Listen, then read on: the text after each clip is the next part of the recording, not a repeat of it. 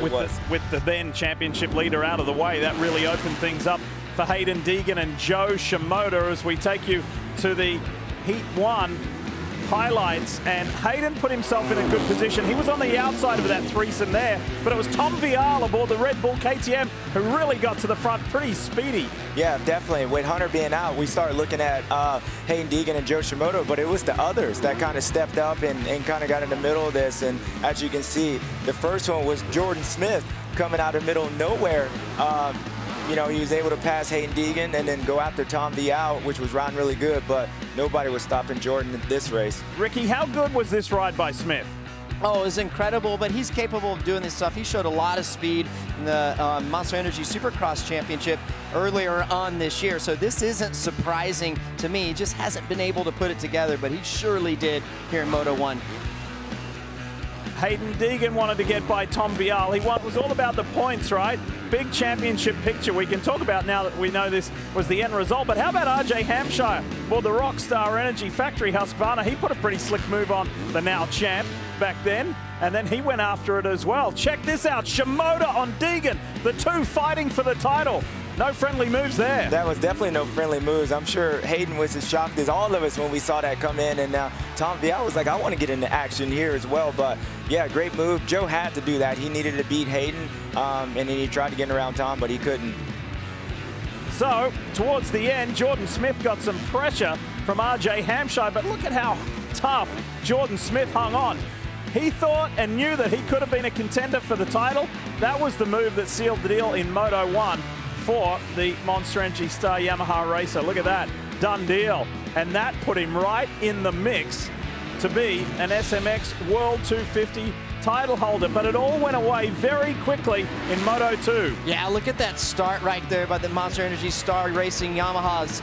They were up front, and you got to think the whole year they've been getting dominated by HRC Honda team. Levi Kitchen, he did a lot of this in Monster Supercross and the Pro Motocross Championship as well. When he would get the start, he would win. He was unbeatable, but this was early on, and you hate to see this Schwartz, number 85 on the Suzuki.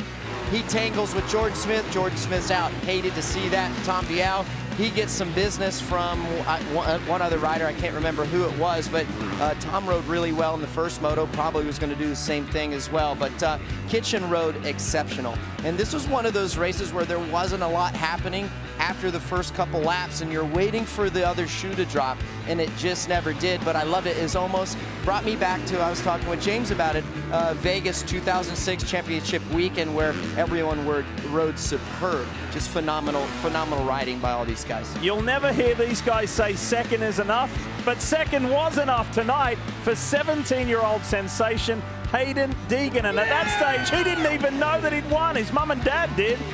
Yes, second was good enough for this teenage sensation to win the inaugural SMX 250 World title. Yeah, that was great. I mean, great ride by Haiden. It's like my math, 5 + 2 = 500 or whatever it is, but that's a big old trophy. That is. Unreal. More than a quarter of a century after his famous father, Brian, did the legendary Ghost Ride to win here at this iconic stadium.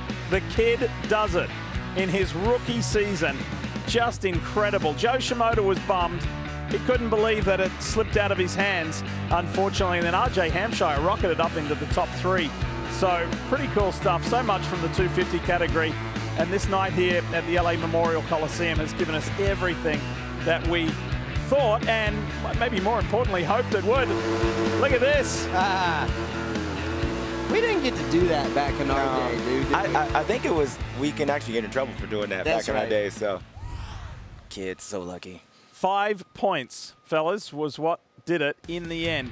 Deegan over Shimoda, and I mentioned that RJ jumped up there to third, and big money for those last positional changes. Levi Kitchen said he took all of his tear-offs off prior to the drop of the gate and said, I need to get the whole shot so I don't have to worry about relying on my tear-offs. And then Jordan Smith finishing in the top 5. All of the Monster Energy Star Yamaha riders there, all in the top 6. So a really good team effort there as well.